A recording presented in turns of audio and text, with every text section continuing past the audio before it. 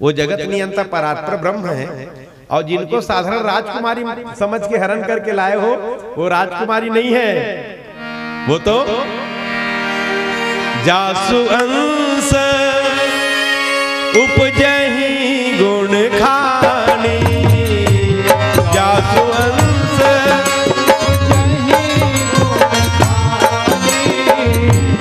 जासु अंश उपजहि गुण खानी, जासु अंश उपजहि गुण खानी, अगणित लक्ष्य उमा ब्रह्माणी, अगणित लक्ष्य उमा ब्रह्माणी, अगणित लक्ष्य उमा ब्रह्माणी, अगणित लक्ष्य उमा ब्रह्माणी।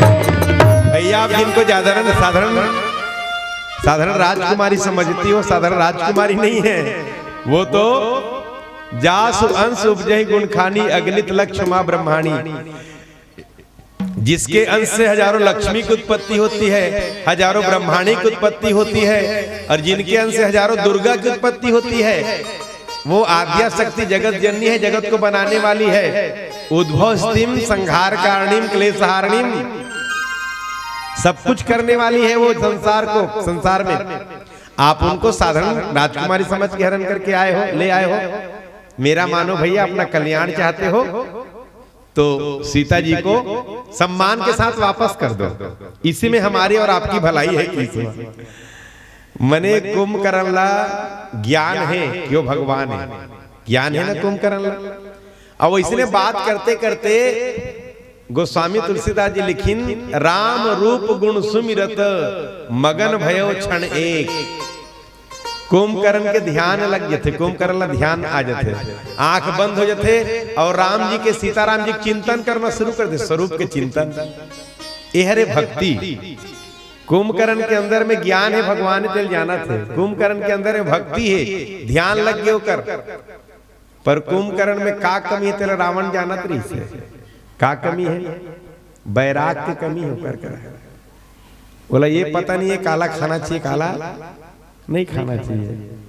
तो गोस्वामी तुलसीदास जी लेकिन रावण मांगे कोटि घट मद और महिष अनेक।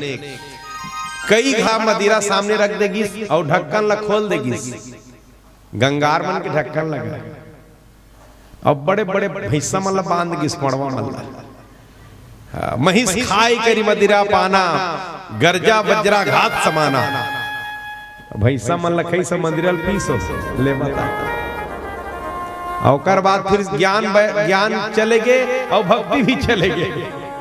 गर्जा वज्रा घात समाना, कहाँ है वो तपस्वी, लड़े बड़ तैयार हो गए।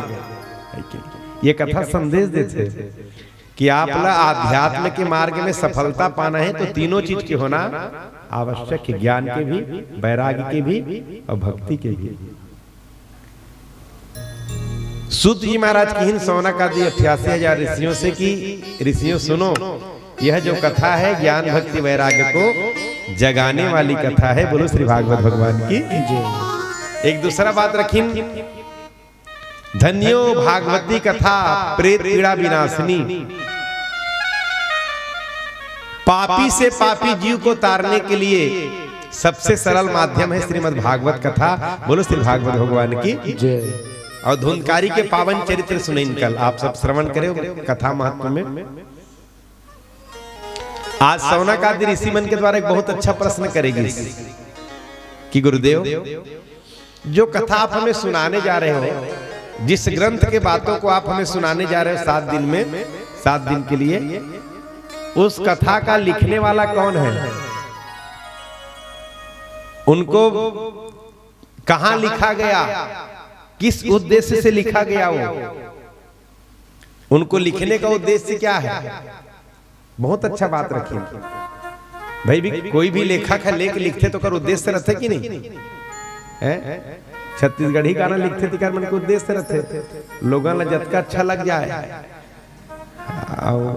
वो करेक्ट उद्देश्य हो रहते में अच्छा वाला बाजा बाजे जिसमें लोग नाचे भी है कि।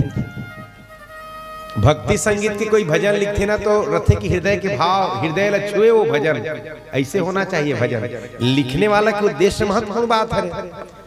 तो कब लिखी गई, किसके द्वारा लिखी गई, क्यों लिखी गई और लिखने का उद्देश्य क्या था, ये निवेदन करेगी सौनकादि ऋषि मन के द्वारा।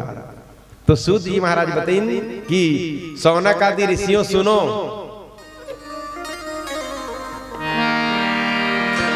द्वापरे समनु प्राप्ते तृतीय युग पर्यये जातः पराशरोद्योगी वासव्याम कलिये हरि। मतलब भगवान व्यास नारायण जी का आश्रम है सम्यपरास नाम के। अब कहाँ है वो? जब बद्री विशाल जाओ ना आप, बद्री विशाल गए हो, बद्रीनाथ एक बार जरूर जाओ, चारों धाम के दर्शन बर, केदारनाथ, बद्रीनाथ, यमुनोत्री हो, गंगोत्री, 10 दिन की यात्रा है रे। आप हरिद्वार से निकलो ना बस में, गाड़ी में, तो 10 दिन हिमालय में ही रहना रहता है। अब ये चारों धाम की यात्रा 10 दिन में पूरा होता है, 10 दिन के पहले पूरा नहीं हो। तो आप जब बद्री विशाल जाओ तो हमारा बद्री विशाल कहाँ है? अभी हमार धरती के तल से 1400 मीटर ऊपर, 1400 मीटर ऊपर, इतना ऊंचाई में हमन जब वहां गए तो नीचे उतरे ना गाड़ी से, तो वहां ऑक्सीजन कम है, ऑक्सीजन की कमी, पहले घबराहट लगी से एकदम। तो बद्री विशाल में जो हमारे गाड़ी जो हम गिरे वही गाड़ी ड्राइवर की चिंता मत करो महाराज, 5-10 मिनट बाद आप अच्छा लगे। अभी ऑक्सीजन यहाँ कम है ना, तेकर नाम से घबराहट लगा थे। तो बद्री विशाल में से आगे हम गए लगभग 3-4 किलोमीटर, लगभग 3-4 किलोमीटर से आगे ऊपर, जहां सरस्वती मैया के उद्गम हो। सरस्वती में एक दर्शन आप लोग दुनिया में कहीं नहीं हुए, सिर्फ एक जगह होते, और वो हरे बद्री विशाल। सरस्वती में एक जहाँ उद्गम हो, आप त्रिवेणी संगम सुनते ना नाम, प्रयागराज में सरस्वती में एक दर्शन होते नहीं हो, वहां गंगा और यमुना मिले हैं। जैसे राजिम त्रिवेणी संगम हरे ना, केठन नंदियल देखते हैं, राजिम में केठन नंदिया के दर्शन होते, कहा था 3 ठन के होते हैं। ऐसे करो या फिर ऐसे करो, सही बात है तो ऐसे करो, नहीं तो फिर ऐसे करो, पर कुछ न कुछ बहुत अच्छा बात है।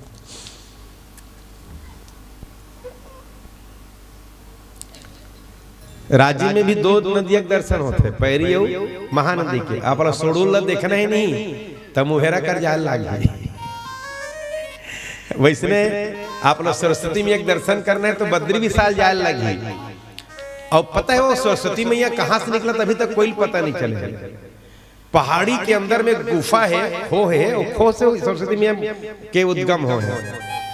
और इतना रफ्तार से निकलते हो जल सरस्वती मैया के, वहां इतना रफ्तार से निकलती कि 15 फीट नीचे गिरते ना वो खो से नीचे, तो करबूंद 15 फीट ऊपर उड़ते, इतना रफ्तार से निकलते वो करबूंद नीचे गिरे बाद ऊपर उड़ते 15 फीट, लगभग 12 फीट की चौड़ा हुई, ज्यादा चौड़ा नहीं हुआ। और जब 5 पांडव मन महाप्रयाण गिरना तो एक बड़े जन पत्थर लुही कर रखे हैं भीमसेन, वो पत्थरा भी लगभग 7 फीट चौड़ा हुई और 5 फीट मोटा हुई। और बोला वो सरस्वती में यल बांध दी सेकेंड हैंड पत्थर उठा कर रख दी, इसको नहीं कतेक बल रही सुपर करते ऐसे टप ले धरी से उठा कर रख दी। वही पार करके 5 पांडव मन महाप्रयाण करी। तो वही कर सम्यपरास आश्रम है। सम्यपरास आश्रम में विराजे भगवान व्यास नारायण। भगवान के 24 अवतार में एक अवतार, बोलो व्यास नारायण भगवान की जय। तो व्यास नारायण भगवान ला आज से 5000 साल बाद, माने अपन समय में वो समय से 5000 साल बाद, माने आज जो परिस्थिति हमारे समाज के है, आज जो मन स्थिति हमारे मनुष्य मात्र के है, आज से 5000 पहली ये परिस्थिति ला व्यास भगवान भाप चुके से, देख चुके से दिव्य दृष्टि से। तपप नास्ति सत्यम नास्ति तपः शौचम दया दानम न विद्यते। ना आने वाले समय में सत्य रहने वाला है, ना तप रहने वाला है, ना पवित्रता रहने वाली है, ना दया रहने वाला है। तो व्यास नारायण भगवान ने चिंता हुई कि उस समय मानव मात्र के कल्याण के लिए कुछ प्रयास किया जाए, ऐसे चिंतन हुई इस मन में। और संत मन के जीवन भी करे लिए हरे समाज ला सुख मिले, समाज ला शांति मिले, समाज ला आराम मिले, यूं कर मन के चिंतन के मूल उद्देश्य हरे, उनकर तपस्या के मूल कारण हरे। तो व्यास नारायण भगवान सबसे पहले एक काम करीन, एक वेद के 4 खंड करीन। व्यास नारायण भगवान वेद लिखी नहीं, एक वेद के 4 खंड करीन।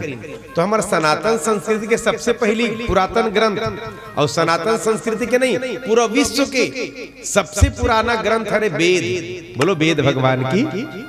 जे वेद है त्रेता युग में दशरथ के रूप धारण करके आ रही से, दशरथ के स्वरूप धारण करके आ रही से वो वेद।